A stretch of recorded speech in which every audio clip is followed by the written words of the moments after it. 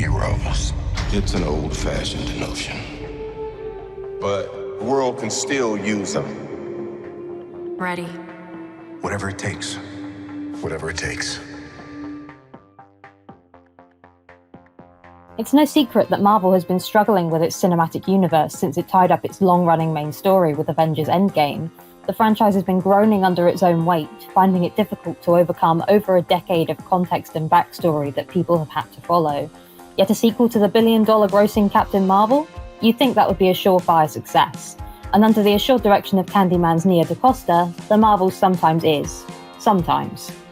This isn't just a sequel though, it's a team-up movie that sees Brie Larson's Carol Danvers, aka Captain Marvel, have to team up with Iman Vellani's Ms. Marvel and her grown-up niece, Monica Rambeau, played by Teyonah Parris, when they start switching places whenever they use their powers. Both of these characters were introduced in streaming shows Ms. Marvel and WandaVision. The prospect of having to watch both of them to fully understand what's happening in the Marvels is a little bit exhausting. But to its credit, the film introduces these spirited characters without too much exposition, but also in a way that brings newcomers up to speed. Also, in the case of Kamala, incredibly innovatively with an animated sequence that makes it clear that DaCosta is trying to do something different. It's very appreciated.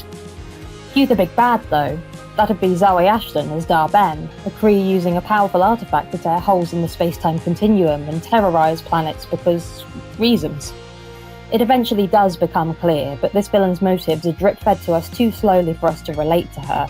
Even when we do know what she's up to, her character feels largely underdeveloped, leaving Ashton to sneer her way through the movie in lieu of having anything to really work with.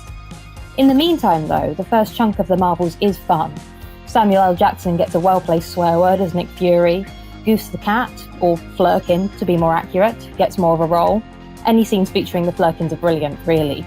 DaCosta shares writing credit for the film with Megan McDonnell and Alyssa Karasik, and all I can say is they really understand the true nature of cats. Fans of our feline friends are not shortchanged with the Marvels. There's more good stuff too. While the powers of the two Marvels and Rambeau remain somewhat undefined, their switching places when they use their powers leads to a fantastic and chaotic early fight sequence. It gets to the point where there are 3 fights going on at once. They keep teleporting between them, people are punched, wardrobes are smashed in, and none of the characters have a clue what's going on. This gives all 3 of the fantastic leads a chance to really inject some personality into their performances. Iman Vellani has buckets of it and serves as the comic relief of the film, as well as, really, its emotional anchor as the charming teen who idolizes Captain Marvel. Mixed in there is some exploration of Carol's troubled relationship with her niece, but it doesn't really stand out among the movie's meandering plot. There are some bold attempts to do something a bit different throughout the Marvels, including adding elements of an unexpected new genre, but those moments are few and far between, connected by what feels like an awful lot of talking about really not that much.